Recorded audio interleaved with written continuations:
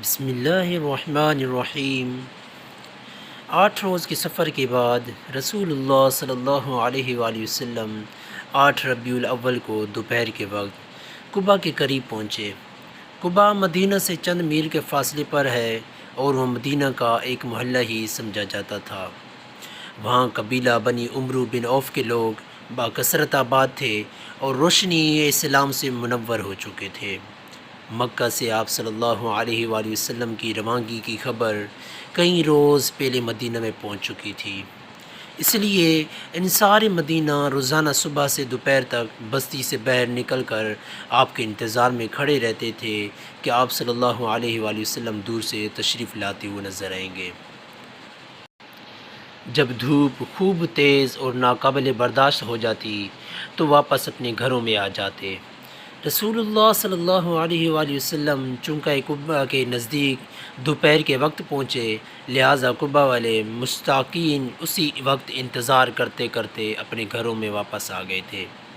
ایک یہودی جو روزانہ مسلمانوں کے جمع غفیر کو اسی طرح بستی سے باہر انتظار کرتے ہوئے دیکھتا اور جانتا تھا کہ رسول اللہ صلی اللہ علیہ وآلہ وسلم مکہ سے آنے والے ہیں جن کا ان لوگوں کو انتظار ہے، وہ اتفاقاً اس وقت اپنے مکان کی چھت پر چڑھا ہوا تھا۔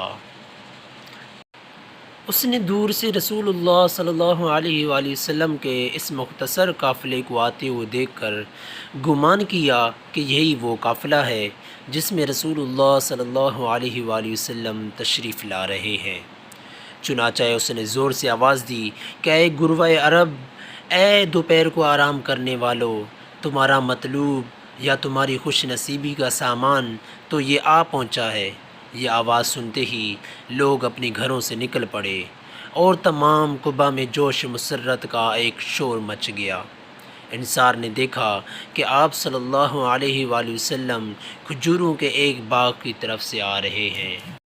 سیدنا ابو بکر صدیق رضی اللہ عنہ نے یہ خیال فرما کر کہ لوگوں کو رسول اللہ صلی اللہ علیہ وآلہ وسلم کے پہچاننے میں شبہ نہ ہو کہ رسول اللہ صلی اللہ علیہ وآلہ وسلم کون سے ہیں، فوراً آپ کے پیچھے آ کر اپنی چادر سے آپ کے اوپر سایہ کیا، جس سے آقا اور خادم کی تمیز بآسانی ہونے لگی۔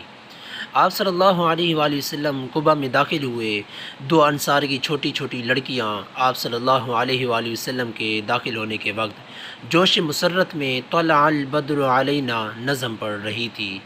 آپ صلی اللہ علیہ وآلہ وسلم قباء میں دوشنبہ کے روز داخل ہوئے اور جمعہ تک یہیں مقیم رہے۔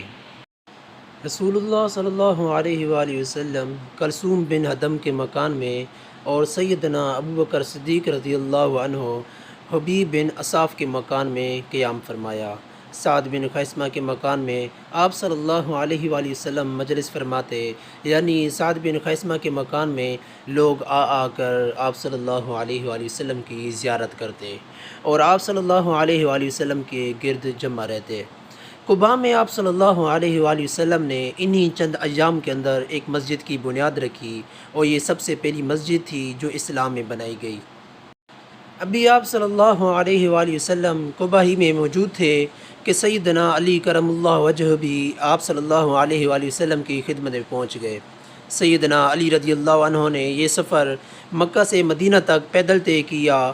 آپ صلی اللہ علیہ وآلہ وسلم جب تک غار سور میں رہے، سیدنا علی رضی اللہ عنہ مکہ میں رہ کر لوگوں کو امانتیں سپرد کرتے رہے۔ عجیب اتفاق ہے کہ جس روز رسول اللہ صلی اللہ علیہ وآلہ وسلم غار سور سے مدینہ کی طرف روانہ ہوئے، اسی روز سیدنا علی رضی اللہ عنہ بھی مکہ سے مدینہ کی طرف چلے، مگر سیدنا علی رضی اللہ عنہ تنہا روانہ ہوئے تھے، اس لیے وہ رات بھر تو راستہ چلتے اور دن کے وقت کہیں چھپ کر بیٹھے رہتے۔ رسول اللہ صلی اللہ علیہ وآلہ وسلم معروف راستہ سے بچ کر تشریف لائے اور 8 دن میں قباء پہنچے۔ سیدنا علی رضی اللہ عنہ معروف راستہ پر آئے، مگر چونکہ پیدل تھے اس لیے آپ صلی اللہ علیہ وآلہ وسلم سے 3-4 دن بعد قباء پہنچے۔ جمعہ کے دن آپ صلی اللہ علیہ وآلہ وسلم قباء اور بنی عمرو بن عوف یعنی قباء والوں سے رخصت ہو کر شہر مدینہ میں قیام کے ارادہ سے چلے۔ مدینہ کے ہر محلہ میں ہر ایک خاندان اس امر کا خواہاں تھا کہ رسول اللہ صلی اللہ علیہ وآلہ وسلم ہم میں مقیم ہو۔ آپ صلی اللہ علیہ وآلہ وسلم بنو سالم بن عوف کے محلہ میں تھے کہ نماز جمعہ کا وقت آ گیا۔